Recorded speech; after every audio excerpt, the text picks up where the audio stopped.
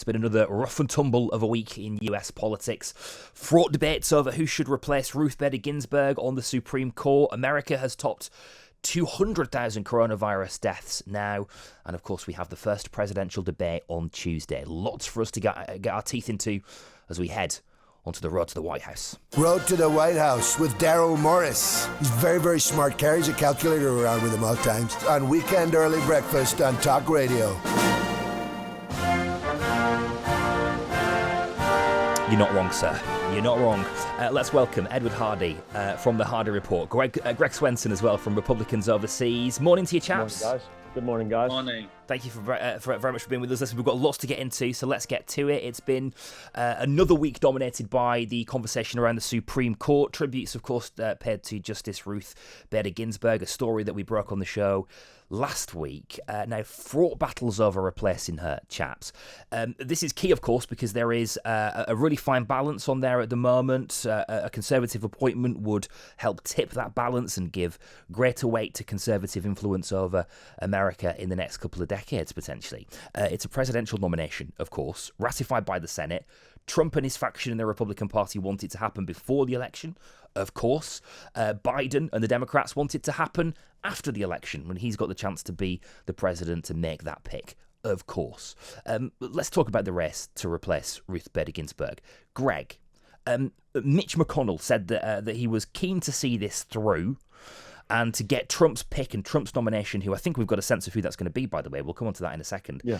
In 2016, Greg, he said, given that we are in the midst of a presidential election process, we believe that the American people should seize the opportunity to weigh in on who they trust to nominate the next person for a lifetime appointment on the Supreme Court. That was when we had this exact same situation in 2016. What's changed? Yeah, Ed, it's a completely different situation. And I'll also mention that McConnell actually clarified back in 2016 what the situation is, which in fact we have now. Last time you had a Democrat-controlled Senate. A Republican-controlled Senate and a Democrat in the White House. And this time it's completely different because the president and the Senate are both in the same party. Now, McConnell specified that even in 2016. So it's not like he's flipped or this. I hear all this from the deranged left. I hear all this, bit about hypocrisy. No, it's totally different. Now, Greg, let's be honest about it. They had the chance. Yeah. They didn't want Barack Obama to pick the next, pick a nominee for the Supreme Court, and now they want Trump to pick a nominee for the Supreme Court. I mean, it's that simple, isn't it? It's politics. There's no point in hiding behind technicalities. Well, of course, it's politics. It's a political appointment. But there's no doubt that it's a political movement. But look, what's clear? There's the precedent is there, Darryl. I'm going to just cheat on my notes here.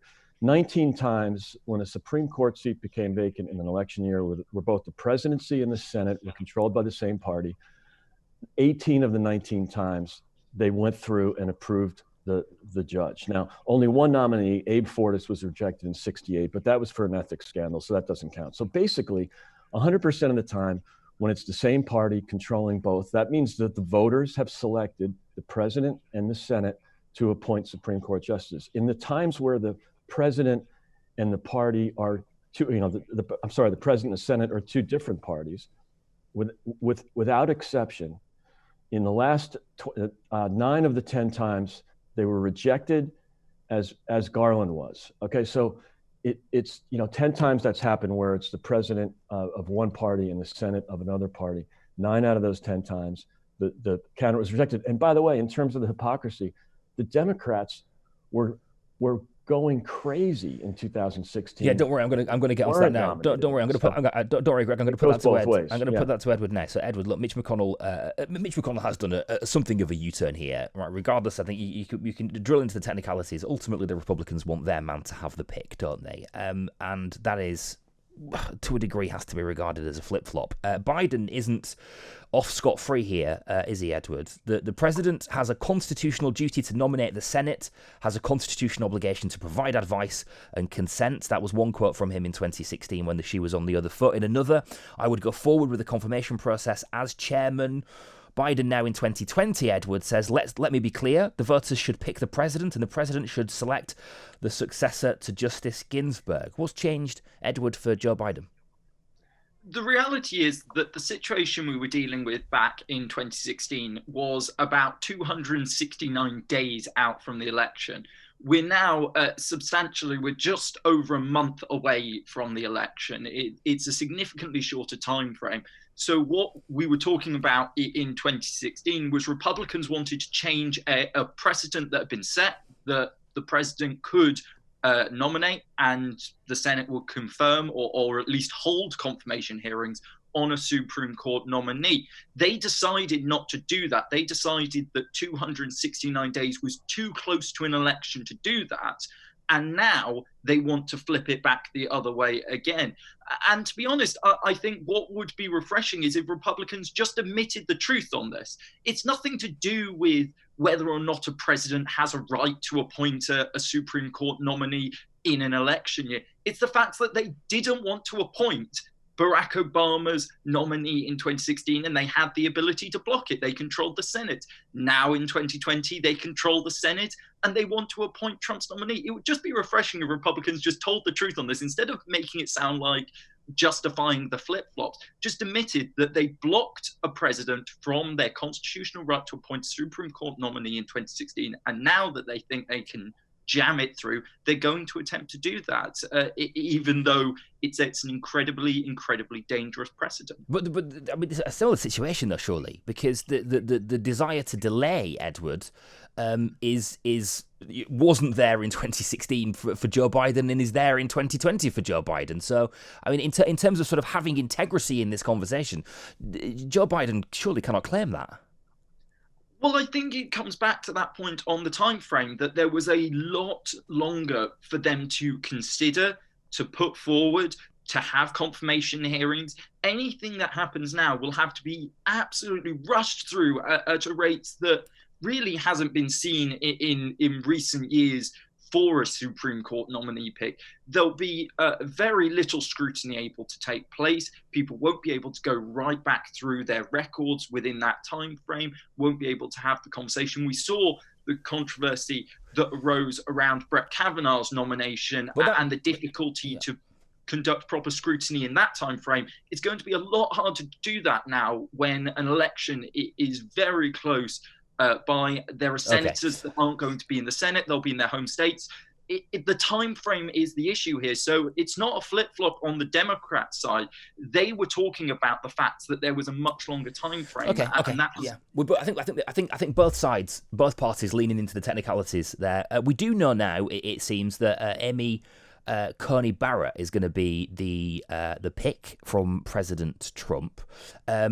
Loved by the right, feared by the left. Ed, what do you fear about Amy Coney Barrett? What most people are concerned about Amy Coney Barrett for is that she will attempt to overturn rules such as, will attempt to overturn legal decisions such as Roe versus Wade, Obergefell, the Obamacare cases. These are things that, by the way, as well, it's not surprising that if she went ahead and tried to do that, this is literally in the Republican Party's platform, that they will attempt to overturn these rules if they get the judges into office. So people are concerned that that's what's going to happen here, and that basically Amy Coney Barrett, she wants to impose her personal beliefs. She wants to control the private lives of others. She wants to ensure that same-sex couples can't marry. She wants to make sure that women don't have the right to choose. And her previous rulings reflect that. So that's where people are concerned here, that they want to replace Justice Ruth Bader Ginsburg, someone who fought for equality and equal rights and expanding that throughout her career, with someone whose whole approach is about stripping away rights from individuals. Okay, fair enough. Greg, she is a controversial choice, not just for the left really, but generally in America. I mean, there's certainly those on the right who are entrenched in the right will no doubt greet this with cheers and applause. But ultimately, Donald Trump is in an election year when he needs to be building a coalition of people. He needs to be looking to the American people for their support. Is such a controversial and thorny pick for the Supreme Court a wise choice for Donald Trump? There's a lot of question in there. I mean, look, no matter who he appoints, it's going to be controversial. I don't think she's controversial. I think, she's not that much different than any of the other Trump appointees. And I think she's not much different than the George W. Bush appointees from the first decade. She's conservative. There's no doubt about it. She wears it on her sleeve. There's nothing wrong with that. She's religious. Nothing wrong with that. Plenty of Supreme Court judges are.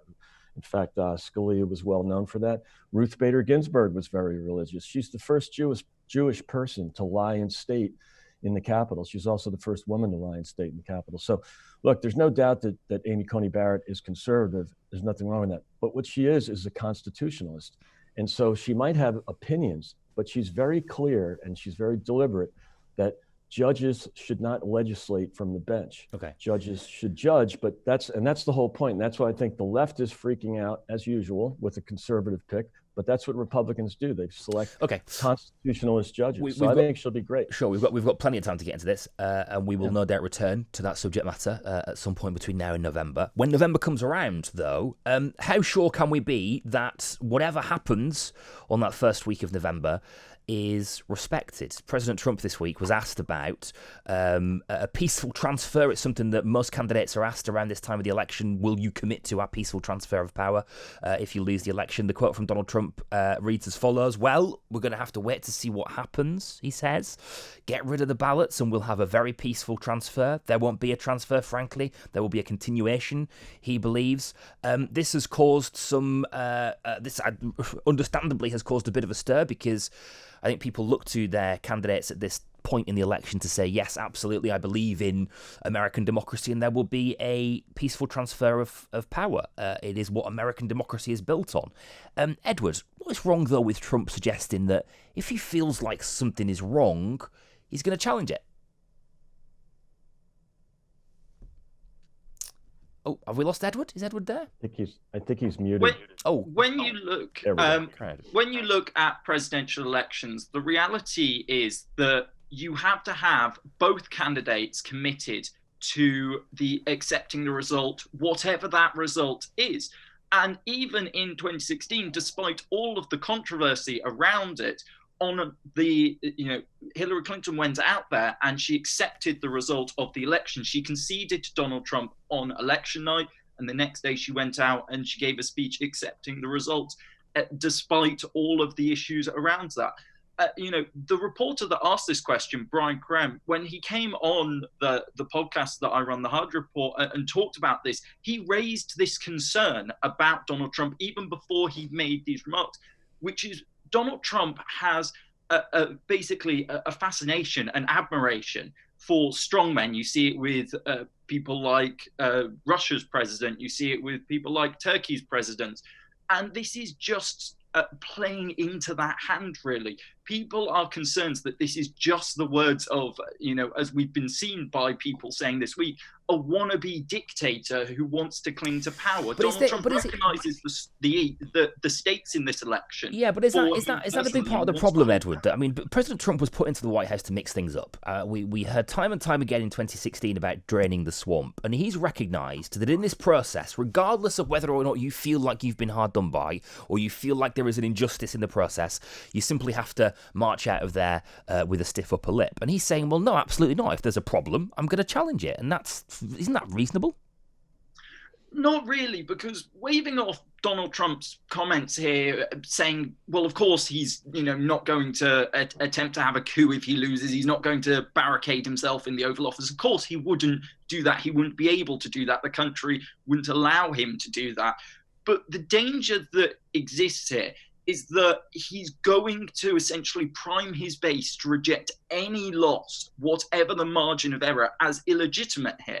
And that's what his attacks about mail-in voting and the issues that exist, that he claims exist, which don't exist. They've been proven to be false around that. So we see those concerns in everything he's saying. That he's trying to get all of his supporters ready to reject the legitimacy of the election. And that's a dangerous, dangerous situation for America to be in, when half the country might not accept the next president as being legitimate because that's what their candidate told them to do. Greg, is Edward right there? I mean, this does feel, doesn't it, like the cries of a desperate man who knows that maybe he's dropped the ball, who feels like he's going to lose. He's setting himself up to be dragged kicking and screaming from the White House. The world will be watching on.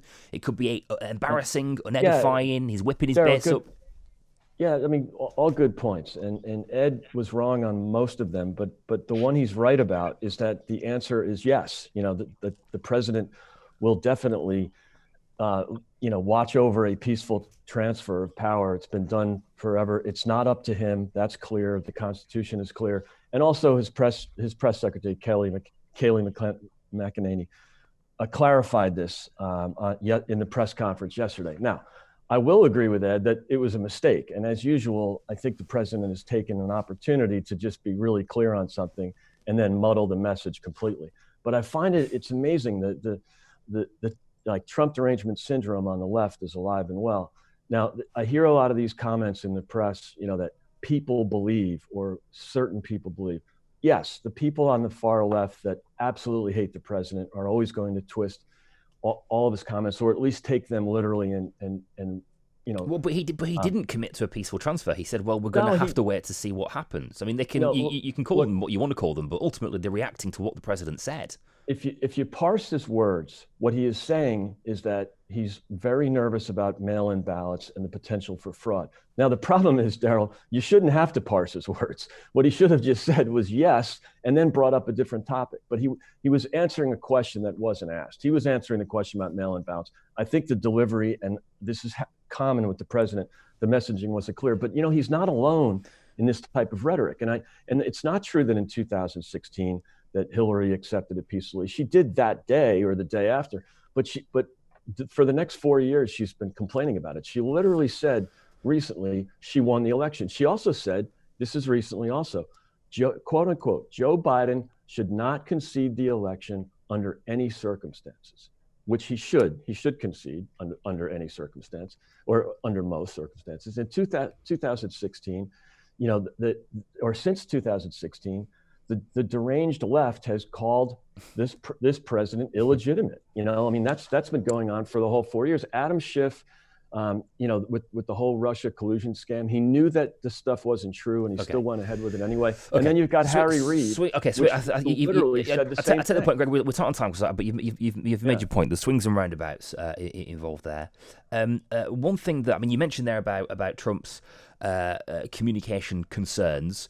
It's not something that's that the Democrats are free of concern about either, I think it's fair to say.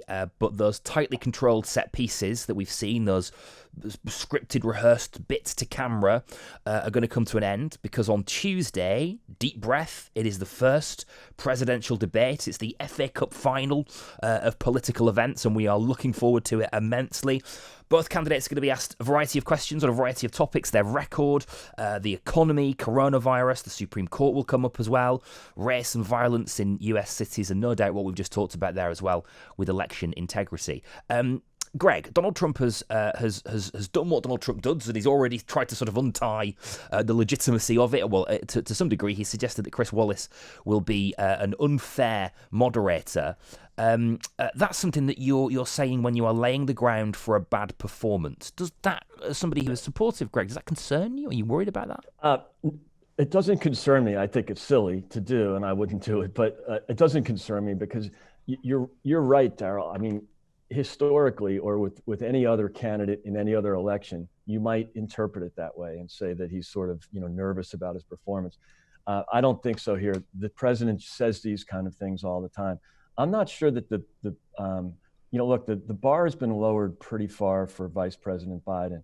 I think that President Trump probably has more to lose because the bar has been lowered. Everybody's expecting the vice president to do so poorly because of his cognitive challenges and his performances recently. Perceived cognitive challenges. Yeah. Sorry. Yes.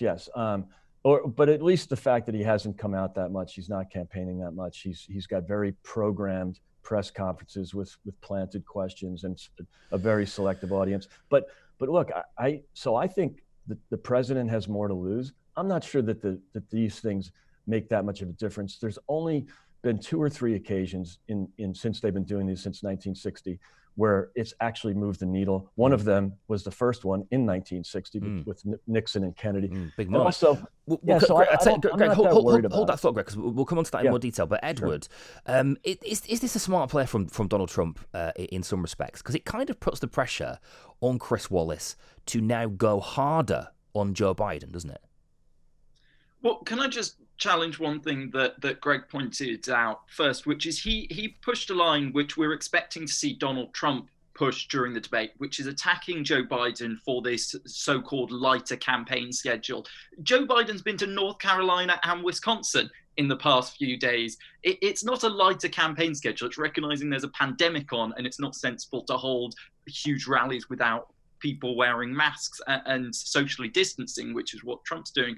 But what Donald Trump has done by these attacks on Chris Wallace is he's playing the expectation game. With a presidential debate, particularly the first one, there are 3 key elements that every candidate wants to do. Play the expectation game, look the part, and secure a moment or a key line that everyone talks about on news for the next few days. And Donald Trump's attempts to sort of undermine the moderator, which aren't working, no one's really buying it. Chris Wallace is seen as a very fair individual. He's known for his attention to detail. When he questions candidates, whether it's Joe Biden or Donald Trump, he holds them to the facts. So, it's an absurd thing to suggest that Chris Wallace will be biased in this debate. But does Chris Wallace go into this now feeling like he needs to put a bit more pressure on Biden? I mean, he's going to feel the heat for that, isn't he? Well, I think he'll recognise that this is just one candidate playing the expectation game. Okay. And the biggest issue, really, for the candidates in this, as Greg noted, is that given that both sides have hit out at the other candidate's mental fitness, this debate will be an important moment for each of them to show that they have mental acuity. And Joe Biden has to go out there. Joe Biden's got a lot to lose on that, hasn't he? He's got everything's been quite tightly controlled for Joe Biden. He's got a hell of a lot to lose. A trip up will be jumped on. But Joe Biden can go out there. We've seen it in the past. We saw it with his recent comments about veterans and the work there. He is passionate and able to deliver these lines in a very straightforward way, whereas Donald Trump will ramble incoherently or make false statements. Okay, there'll be a lot. When people look at that, they'll know that Joe Biden's the mental acuity candidate. 2 rambling, incoherent candidates then potentially. Just very, very briefly, we've got literally seconds, Ed. What do you fear the most from this debate on Tuesday? The reality is that Donald Trump is a strong debater in one way. Okay. He is an unpredictable individual. Okay. You can't measure what he'll get up to. And Joe Biden can prepare all he likes for a debate. Okay. But as we saw in 2016, Trump can do whatever he likes when he shows up there. Edward, thank you, Greg. It can cause chaos. Greg, in 2 seconds, go on. What do you feel? What do you fear the most? Yeah, I feel that my concern is that Trump doesn't maintain control and no control. Okay. Guys, really appreciate it. Nice to talk to you. We will be back next week and we'll get into that in more detail. The road to the White House continues next week. Ed, Greg, thank you.